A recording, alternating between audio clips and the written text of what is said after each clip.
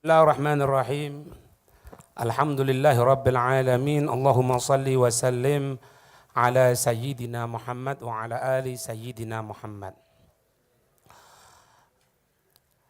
Ada satu pertempuran yang terjadi pada bulan Jumadil Ula seperti sekarang ini.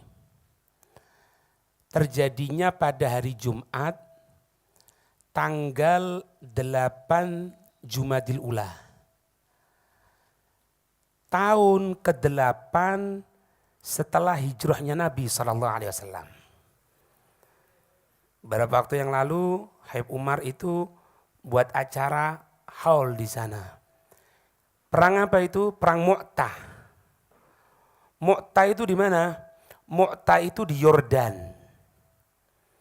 Kenapa kok terjadi perang itu ada di Mu'tah? Karena Mu'tah ini merupakan daerah Yordan bawabu minasyam.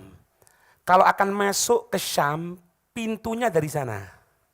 Jadi tempat strategis. Cuman waktu itu dikuasai oleh Romawi.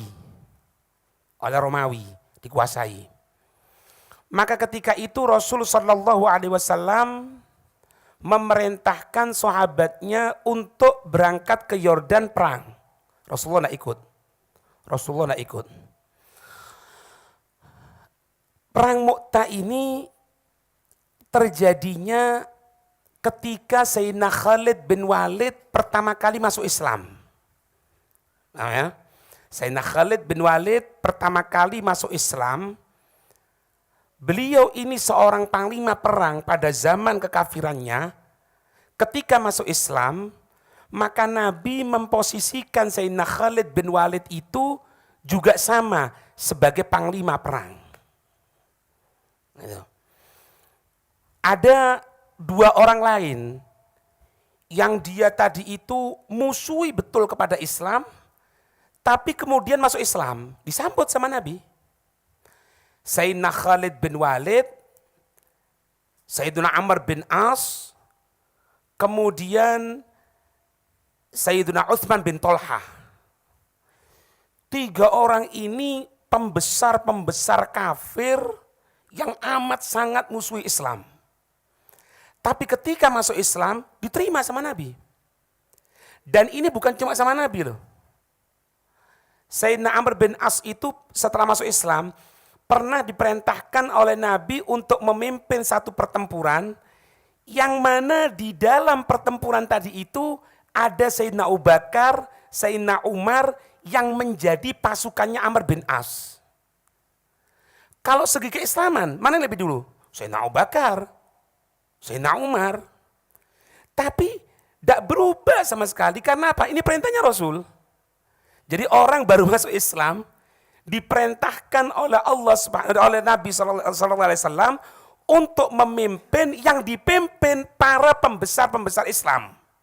Golongan yang terdahulu. Apa yang terjadi ketika itu? Nabi ini ngumpul ke sahabat. Dan Nabi nyatakan untuk berangkat ke Mu'tah, ke Yordan untuk perang.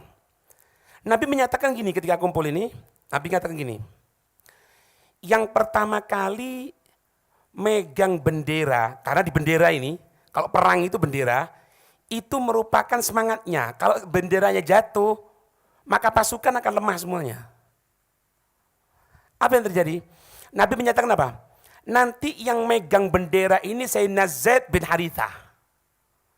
Ini tahu sendiri, Zaid bin Harithah ini anak hilang, tidak ketahuan. Sampai masuk ke kota Mekah, diambil oleh Rasulullah. Nabi itu sampai cintanya kepada Zaid bin Harithah, sampai Nabi menyatakan Zaid ini adalah anakku. Sampai nanti turun pengharaman untuk menyatakan seperti itu. Karena apa?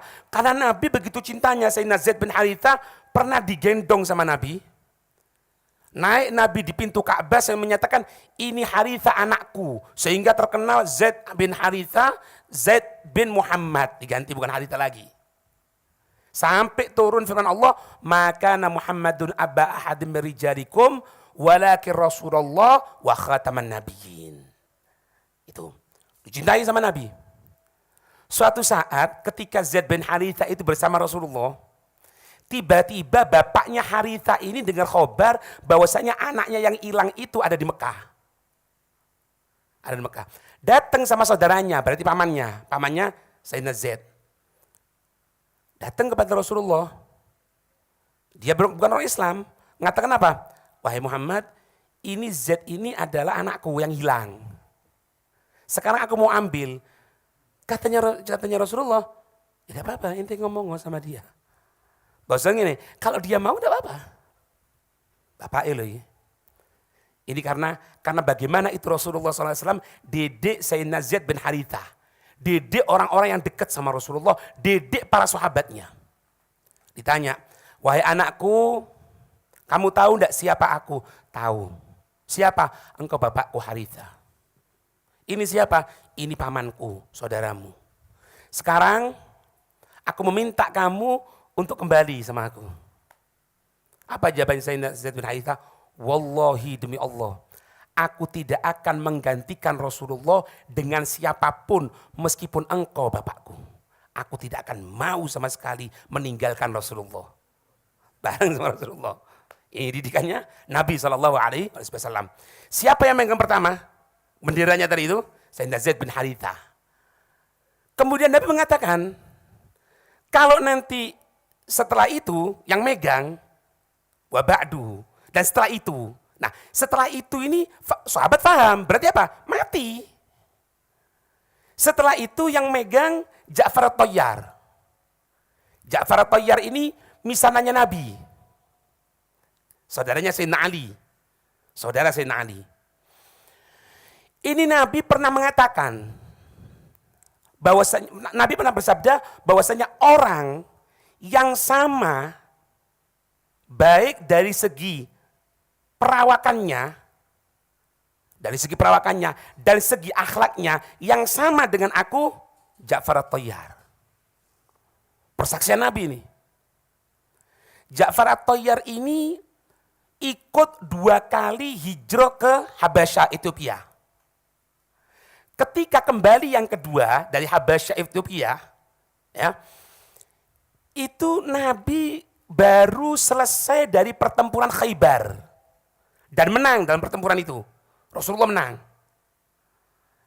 Ketika Sayyidina Zaid bin Haritha datang, bahkan riwayat mengatakan Sayyidina Zaid bin Haritha itu seperti joget depannya Nabi. Iki mungkin dalile samar mangkene. Nabi senyum. Apa katanya Nabi? Aku ini sekarang bahagia. Aku tidak tahu bahagiaku ini karena baru menang pertempuran Khaybar atau karena Ja'far at-Tayyar yang datang. Jadi dicintai betul sama Nabi. Orang kedua. Orang yang ketiga, katanya Nabi, dan setelah itu berarti apa? Mati. Sudah paham? Sama Abdullah bin Rawaha. Setelah itu engkau pilih sendiri. Nah, berarti apa? Yang keempat aman.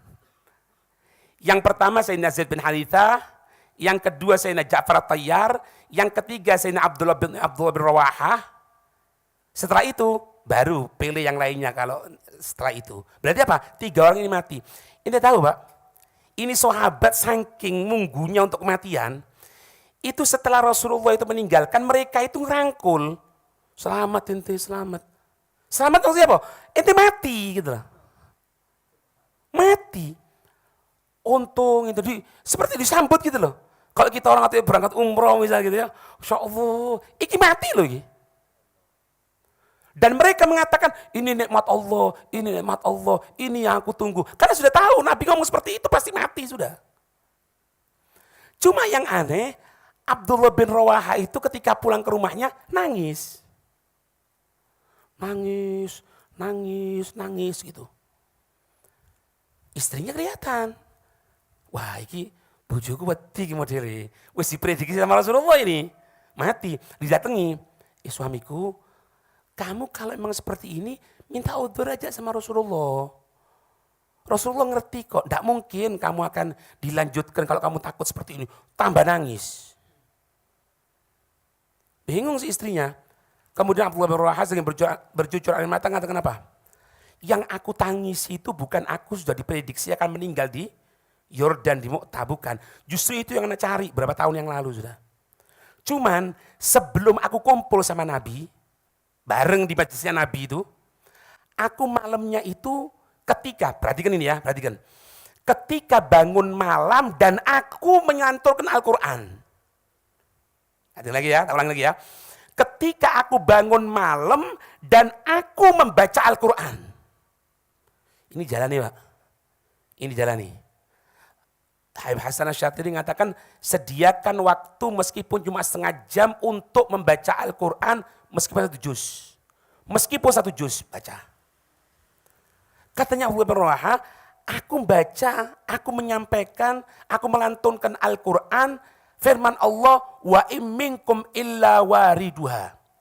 Kana ala rabbika hatman maqdiya, thumma unajjil ladzina taqaw, wa nadharu dhalimuna fiha jithiya. Aku yang kutakutkan, aku baca firman Allah di situ, tidak ada satu dari kamu kecuali akan melewati jembatan Sirat, pasti akan lewat neraka. Kemudian Allah menyelamatkan dan akan wanadharudz dhalimina, dan Allah akan menghinakan, tidak memperdulikan itu orang-orang dolim fiha di neraka jisiyah, dalam keadaan hina. Katanya Abdullah bin Rawaha, aku tidak tahu kira-kira aku ini termasuk yang selamat atau yang disiksa sama Allah, yang tidak diperdulikan sama Allah. Itu yang buat aku nangis. Jadi bukan karena perangnya, bukan karena perangnya. Berangkat pasukan, Pak. Berangkat pasukan ke Yordan. Abdullah bin Rawaha tidak ikut. Tidak ikut. Sampai sholat subuh, sholat di belakangnya Nabi. Abdullah bin Rawaha. Setelah salam dilihat, loh, Abdullah bin Rawaha, kamu kok tidak ikut? Kok tidak ikut ke Mu'tah? Katanya Abdullah bin Rawaha, ya Rasul, aku ini ikut ya Rasul. Cuman sengaja aku undur, aku bisa nututi kok ya Rasul.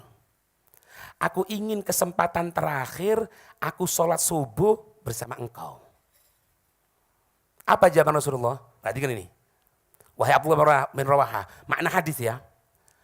Abdullah bin Rawaha ketahui, tertinggalnya kamu itu lebih besar daripada engkau sholat bersamaku. Tertinggalnya kamu sekarang ini, pasukan berangkat sudah, meskipun kamu bisa nututi, itu lebih besar kerugiannya daripada engkau sholat denganku. Katanya para ulama apa? Ini makna dalil kalau sudah Nabi merintahkan jangan berpaling sama yang lain. Jangan gunakan akal kita, oh iya ya gini dulu, karena aku nanti bisa gini. Tidak boleh. Tidak diajarkan sama Rasulullah. Kemudian yang kedua, katanya para ulama, ini menunjukkan dekatnya ruh itu lebih menentukan dari dekatnya jasad. Sahabat yang berangkat ke Mu'tah, jasadnya apa? Berpisah dari Rasulullah. Jauh. Tapi rohnya dekat. Abdullah bin Rawaha dekat jasad. Karena apa? Meninggalkan perintahnya Rasul. Kaget tuh Rawaha, minta izin, minta maaf, berangkat langsung. Berangkat, terjadi pertempuran hari Jumat. Yang megang pertama, Zaid bin Haritha. Terbunuh, dipegang Sayyidina Ja'far At-Tayyar. Setelah dipegang Ja'far At-Tayyar, sampai terputus semuanya, tangannya semuanya, diinggirkan. Yang megang Abdullah bin Rawaha. Diinggirkan gini, masuk dikasih minum. Mau dikasih minum, katanya Sayyidina Ja'far At-Tayyar, enggak, aku enggak mau minum. Loh, kenapa aku puasa? Poso. Hari Jumat, pas perang itu puasa. Aku enggak ingin berbuka di dunia, aku ingin berbuka di surga. Benar, itu kejadian siang sebelum matahari tenggelam maghrib, Sayyidina Ja'far At-Tayyar meninggal wafat. Dan yang aneh, di jasadnya Sayyidina Ja'far At-Tayyar, Itu semua luka tidak ada di samping, tidak ada di belakang, semua di depan. Semua di depan. Lah samping apalagi belakang, tidak ada. Berapa jumlahnya? 80 luka. Baik itu sayatan, baik itu panah, baik itu tombak dan lain sebagainya. Depan gini, 80. Sayyidina Ja'far At-Tayyar. Digantikan Abdullah bin Rawaha. Abdullah bin Rawaha terbunuh juga.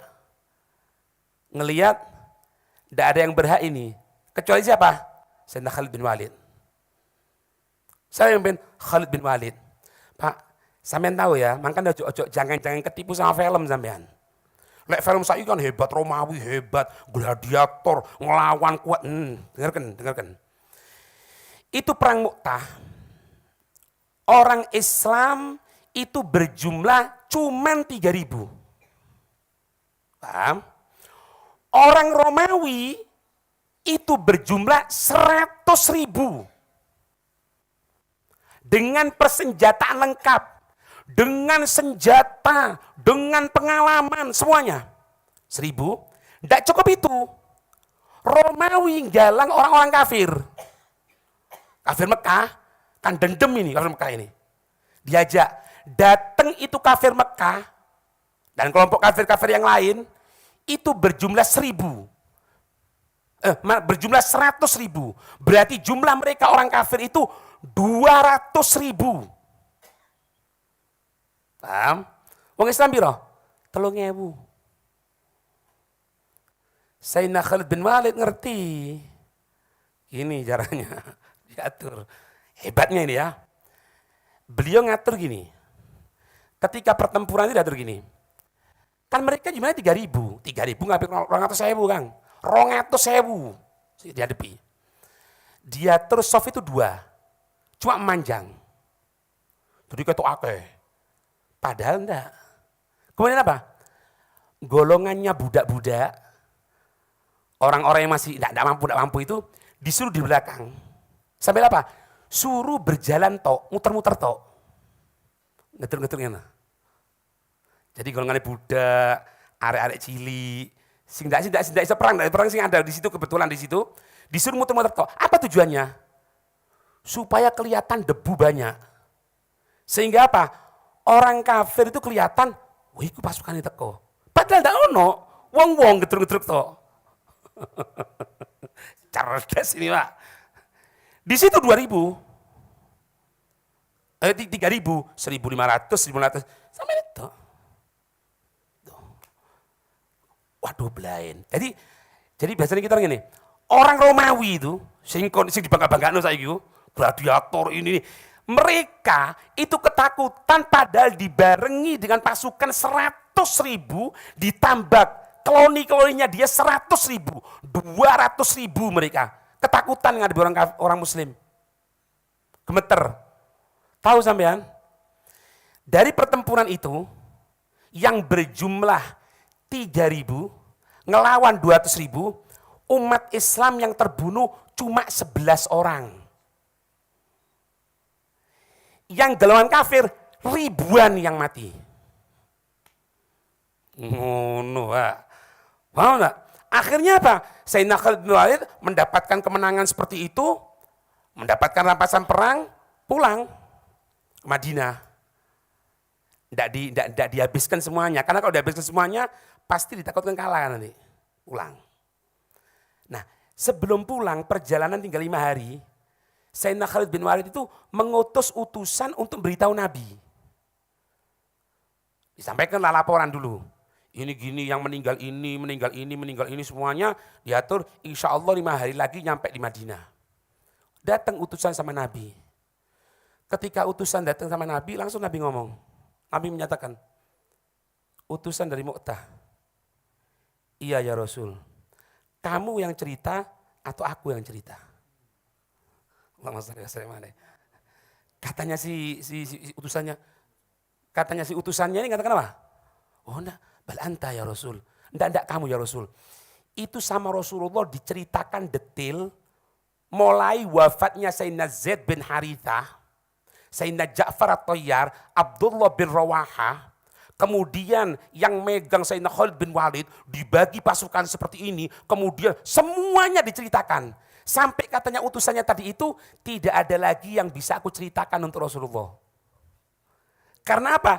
Karena Rasulullah waktu kejadian Mu'tah tadi itu tengah duduk bersama sahabat, ngatakan apa? Tengah-tengah bicara, Nabi katakan apa? Zaid bin Harithah sekarang terbunuh. Tidak lama Ja'far at-Tayyar terbunuh. Tidak lama Abdullah bin Rawaha terbunuh. Diceritakan gini, sahabat cerita, ini Rasulullah, bahasa kita orang, kok live streaming. Kelihatan ini Rasulullah. Allahumma salli wa sallim alaihi wa alaihi.